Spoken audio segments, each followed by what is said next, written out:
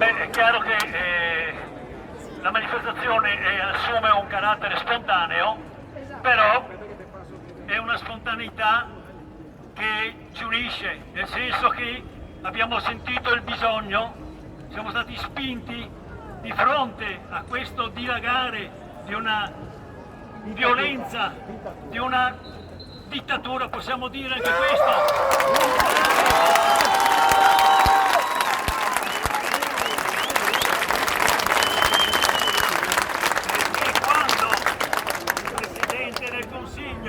Non votato da nessuno, si permette davanti alla televisione in una conferenza stampa di dire che coloro i quali non si vaccinano sono portatori di morte. Sei un assassino!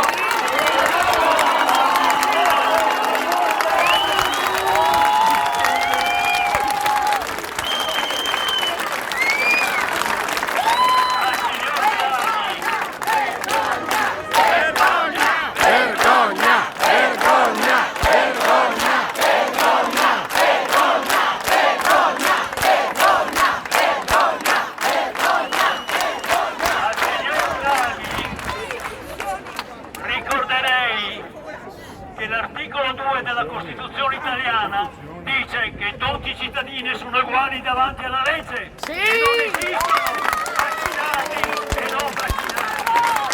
Non esistono.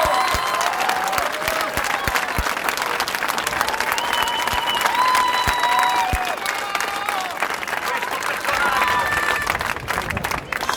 non mai eletto, che ha sempre difeso interessi dei dominatori del mondo, di quelli che hanno violentato l'Africa, l'Asia, l'Europa. Sì. È talmente sicuro di se stesso perché ha un codazzo dei cosiddetti partiti che vanno dalla destra alla cosiddetta sinistra che gli reggono coda. Nessuno di questi ha mai osato dire A! A cominciare da quando il signor Conte, anche lui mai eletto da nessuno, con un DPCM, cioè con un decreto del Presidente della Repubblica che non ha forza di legge, ma è un puro atto amministrativo, ha violentato diritti inviolabili della nostra Costituzione.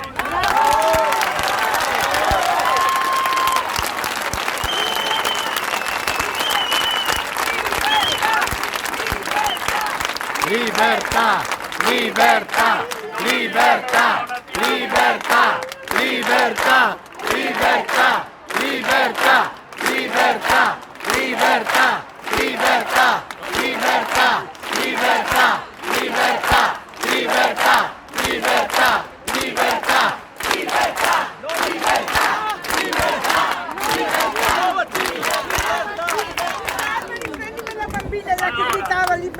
Libertà, guarda. Di questi sedicenti parlamentari, sedicenti politicanti sarebbe meglio, sedicenti come che diciamo in Veneto, caregari, vero? Perché una volta Ciapà è il voto e se ne frega degli altri, torniamo alla lingua madre. Viva San Marco! San Marco! Allora, fin dal primo governo Conte, che era sostenuto dalla Lega e dalle 5 Stelle che dovevano aprire il Parlamento come la famosa scarsetta di tonno, poi si è visto come sono finiti. C'è rotto il grissino! Hanno concesso a Conte di violare principi sacrosanti, diritti inviolabili scritti nella Costituzione. E da lì tutto è andato sempre più a rotoli. Non c'è stato un capo di partito. Li avete sentiti mai i capi dei sindacati? No! Si riempivano la bocca della Costituzione più bella del mondo! La Costituzione più bella, se la sono messa sotto i piedi! Se la sono Venduti! Venduti! Venduti! Venduti! Venduti! Venduti! Venduti! Venduti! Venduti! Venduti! Venduti! Venduti!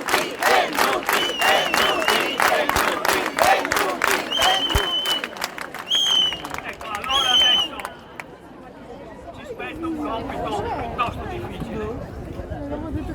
perché non so se voi, io non ho il televisore, quindi per quanto riguarda quello che decidono loro signori, sì, bisogna chiudere il televisore, ragazzi, perché questi vi martellano il cervello.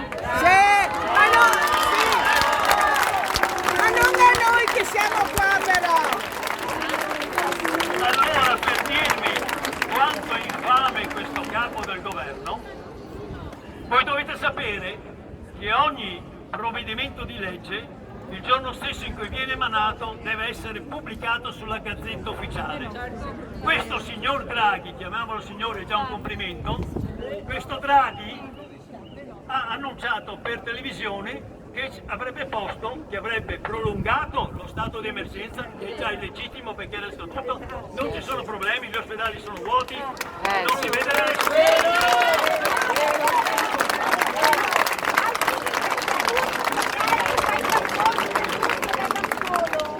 Dunque, ha deciso di prolungare lo stato di emergenza con la connivenza di tutti, compresa la Meloni che è la ruota di scorta del governo, quindi hanno bisogno di qualcuno che faccia l'opposizione. Ma a parole, nessun partito si è permesso di venire qui in piazza a chiamare i cittadini per la difesa della Costituzione, per la difesa delle nostre libertà. Nessuno!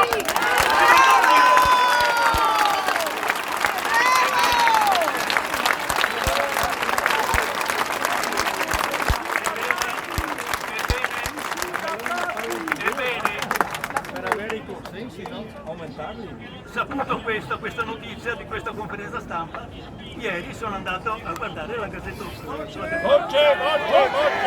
Ieri sono andato, saputa questa notizia che prolungava il periodo di emergenza, sono andato a guardarmi sulla Gazzetta Ufficiale perché dovrebbe essere immediato l'ordine del giorno, il decreto legge, la pubblicazione. Fino a ieri sera alle ore 24 sulla Gazzetta Ufficiale non c'era niente, quindi le parole erano date al vento. Però, un momento, stamattina finalmente guardo sulla Gazzetta Ufficiale e vedo che c'è un atto emanato dal governo. Qual è questo atto? Tutta una pappardella, il Presidente della Repubblica sottoscrive, cioè, buon paronga queo, vero? La mummia, non mi sto raccontando che il Mattarella, va bene? Me lo racconterò la prossima volta. E se ne va. Già morto. Va bene, sì, va bene. Però è il primo Presidente illegittimo perché è stato eletto da un Parlamento con 148 deputati fuori legge. Sapete perché erano fuori legge? Erano fuori legge perché erano stati eletti nella passata legislatura, la 17ª, grazie al premio di maggioranza di una legge elettorale che voi tutti conoscete perché è nota col nome di Porcellum! Allora è stato fatto il ricorso alla Corte Costituzionale e la Corte Costituzionale, con dentro il Mattarella, ha dichiarato incostituzionale il premio di maggioranza del Porcello con la sentenza numero 1 del 2014. Va bene? Subito dopo si riunisce il Parlamento per l'elezione del Presidente della Repubblica. Subito dopo si riunisce il Parlamento. Vabbè, questo ha poco a che fare, vabbè, come? Insomma, il Presidente della Repubblica, il garante della Costituzione, è stato eletto con 148 voti di deputati dichiarati legittimi dalla Corte Costituzionale con sentenza 1 del 2014. Il garante della Costituzione non ha fatto una piega, né lui, non ha fatto una piega la Corte Costituzionale, non ha fatto una piega i capi dei partiti e nessun deputato e nessun senatore. Quindi Mattarella è il primo ufficialmente Presidente della Repubblica illegittimo. Vabbè, allora veniamo a noi. Pensa al prossimo. Venduto.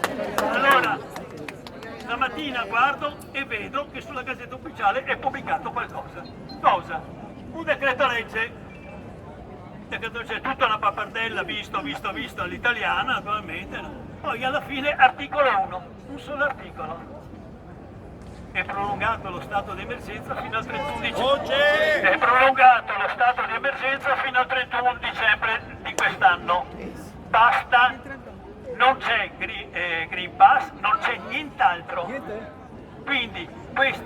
puntano soltanto sull'effetto comunicazione dei mass media per terrorizzare la gente.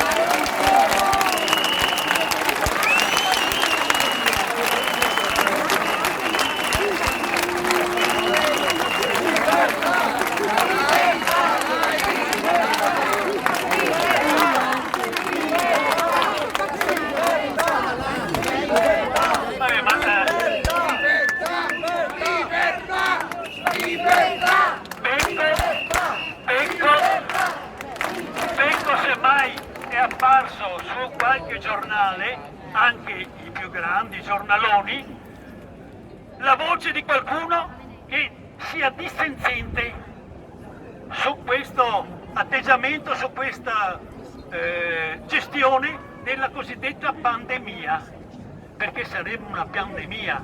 Guarda come che lei va. Pandemia vuol dire che ci sono i morti fuori dalle nelle strade. Appunto. Questo vuol dire pandemia. Va bene? Epidemia è lo stesso, la stessa cosa. Questi hanno approfittato dei primi giorni con un semplice DPCM, hanno terrorizzato il popolo. Lei è a 250 metri da casa, 400 euro di multa. Non è che ho preso 15.000 euro di multa perché andavo in kayak! 15.000 euro!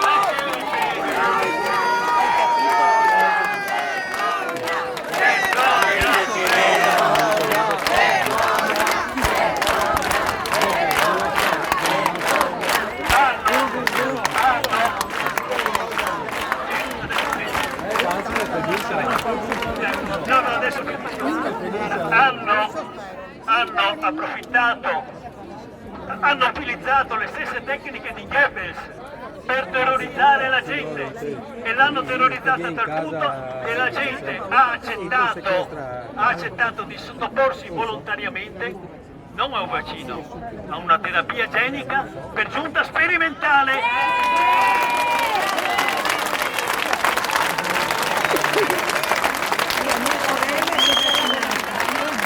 Ma non sono contenti, siccome sono tutti al servizio non solo della grande finanza, ma anche delle multinazionali del farmaco, questi vogliono vaccinare anche chi non ne ha bisogno. I bambini! Vogliono vaccinare i bambini!